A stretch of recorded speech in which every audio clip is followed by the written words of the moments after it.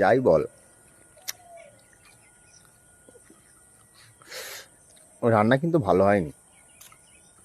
ফুচকাটা খেলাম, ফুচকাটা নরম ছিল, খেয়েছি 15-20টা মতো ফুচকা খেয়েছি, বাট ফুচকাগুলো খুবই নরম ছিল।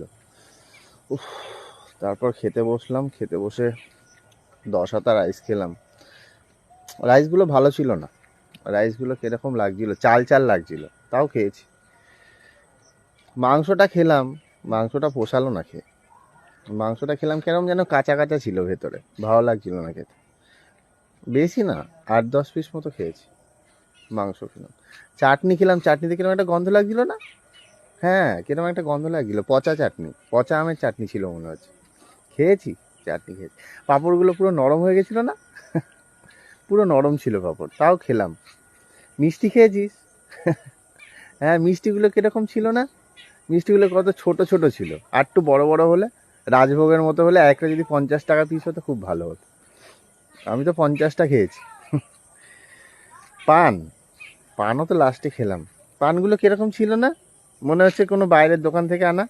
কিরম লাগছিল না খেতে, তিতো তিতো লাগছিল না পানগুলো?